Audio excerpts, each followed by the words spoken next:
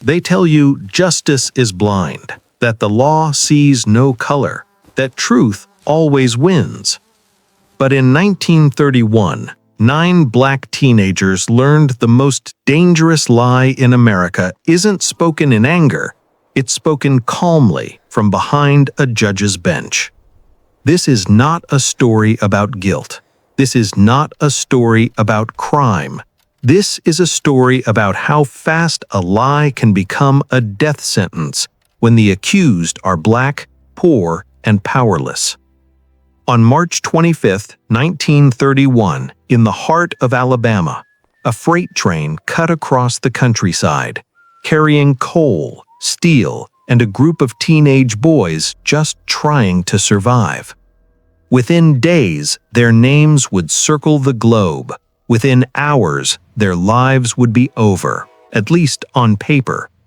No evidence, no witnesses, no time to prepare. Just fear, racism, and a legal system already decided. This is the story of the Scottsboro boys, and it begins not in a courtroom, but on a moving train. To understand what happened next, you have to understand where this happened and when. This is Alabama in 1931. The Great Depression is crushing the country. Jobs are gone, hunger is everywhere, and racism is law. Jim Crow governs daily life. Segregation is enforced by violence. Black men are presumed guilty the moment they're accused. Lynching isn't history yet. It's a threat hanging in the air. In this America, a white person's word carries weight. A black person's word carries risk. Now imagine being black, teenage, homeless, riding the rails looking for work. That's who these boys were. Some were as young as 13. Most had never left Alabama.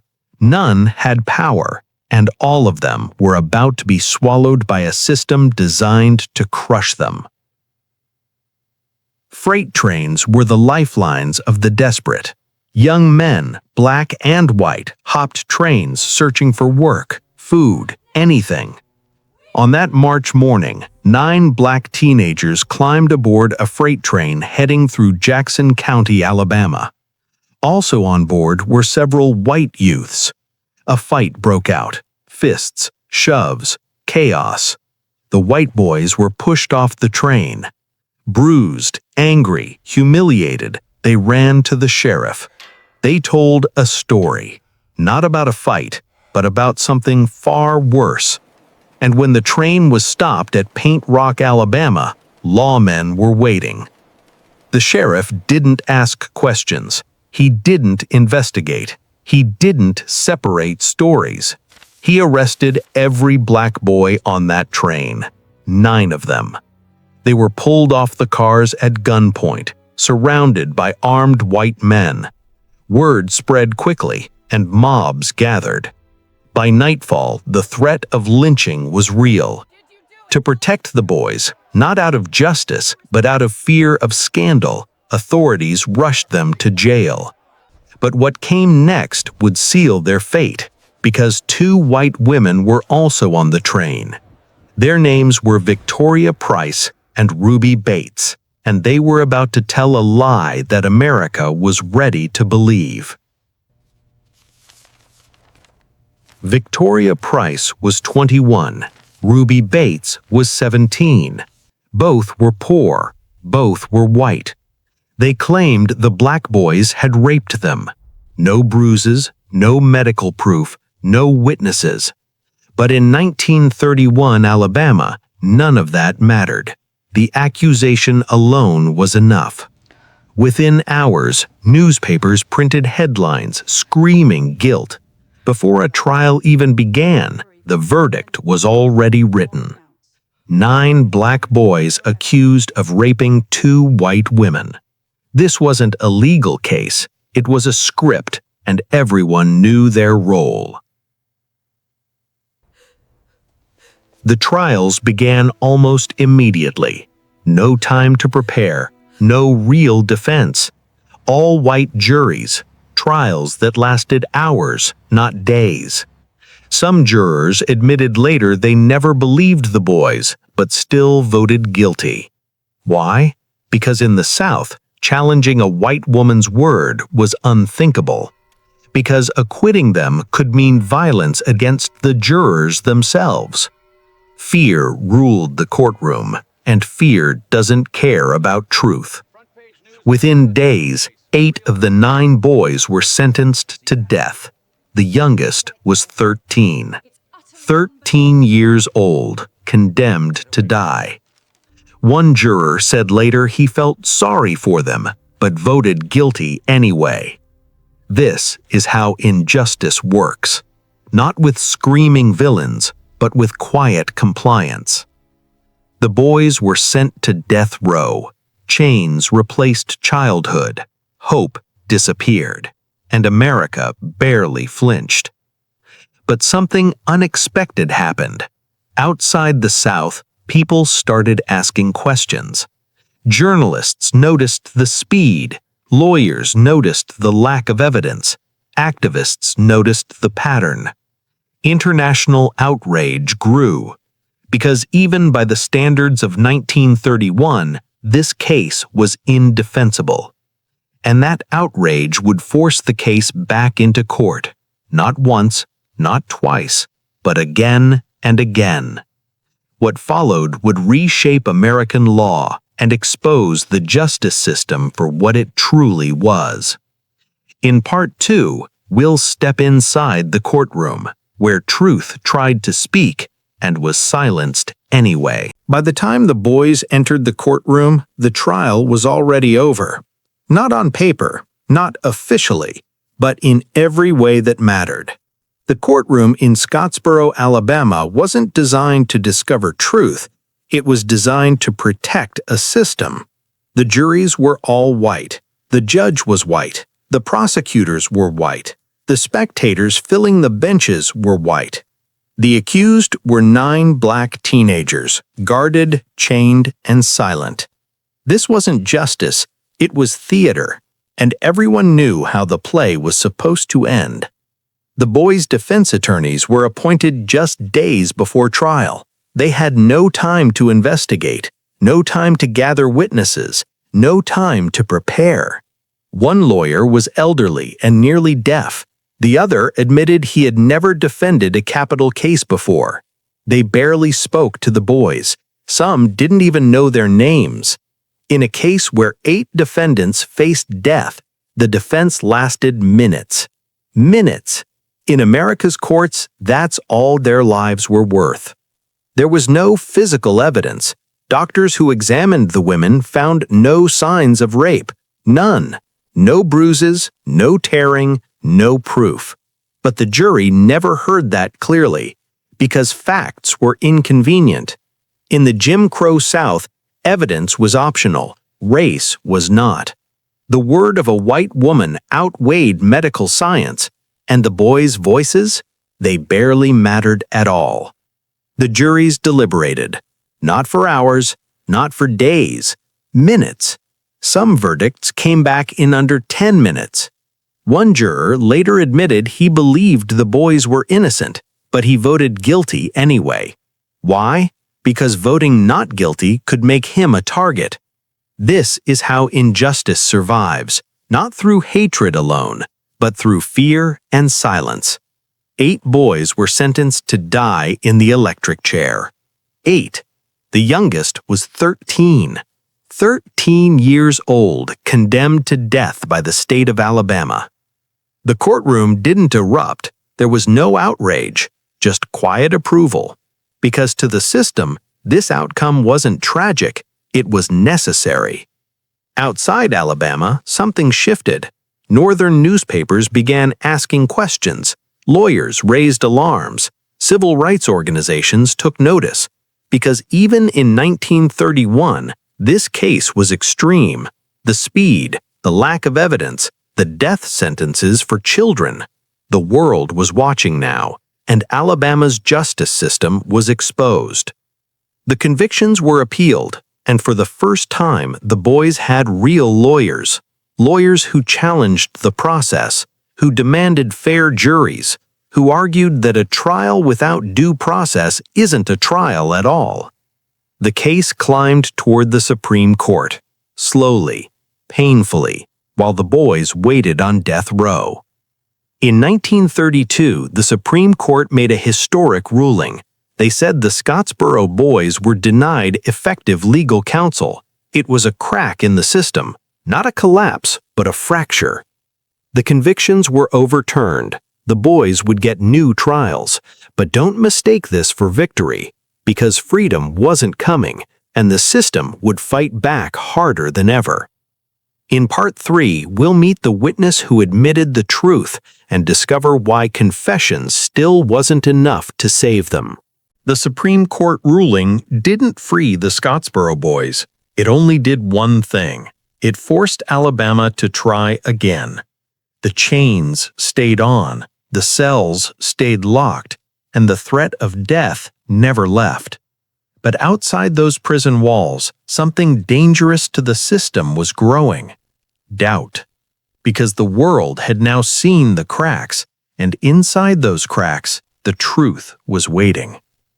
Minute 17 to 18, Ruby Bates breaks. In 1933, one of the accusers disappeared. Ruby Bates fled Alabama. She was terrified, not of the boys, but of the people who had forced her to lie. In New York, surrounded by activists and journalists, Ruby Bates did something unthinkable in the Jim Crow South. She told the truth. She admitted the rape never happened. She said the accusations were lies, invented out of fear, pressure, and survival. And she begged the boys for forgiveness. Minute 18 to 19, the confession heard the world.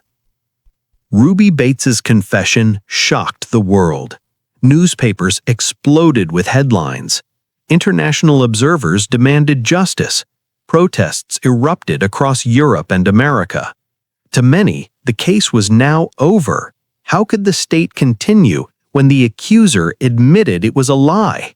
But Alabama wasn't listening, because justice wasn't the goal, control was. Minute 20 to 21, the state refuses to let go. When new trials were ordered, prosecutors adjusted their strategy. They didn't deny Ruby Bates's confession. They ignored it. They leaned harder on Victoria Price, the accuser who never recanted. Price doubled down.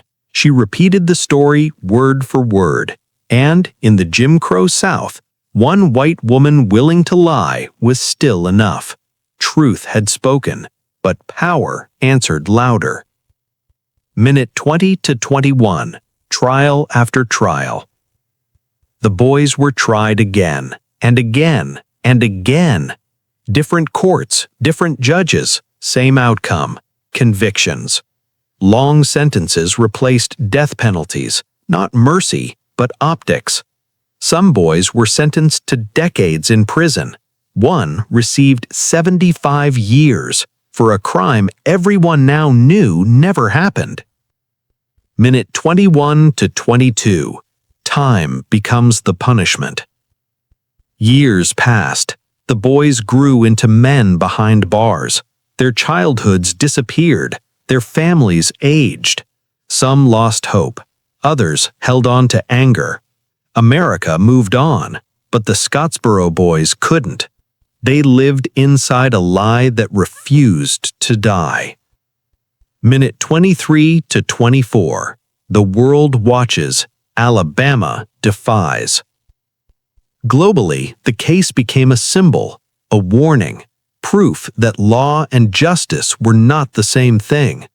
Poets wrote about them, artists painted them, protesters marched for them, and still Alabama resisted, because freeing them meant admitting the system was wrong, and the system never confesses. Minute 24 to 25, a victory that wasn't freedom. Eventually, some of the boys were released, not because they were innocent, but because the state was tired. 5 walked free. 4 remained imprisoned for decades. Justice didn't arrive, it expired. In Part 4, we'll follow the boys into the years stolen from them and confront the woman who never told the truth, even to her grave.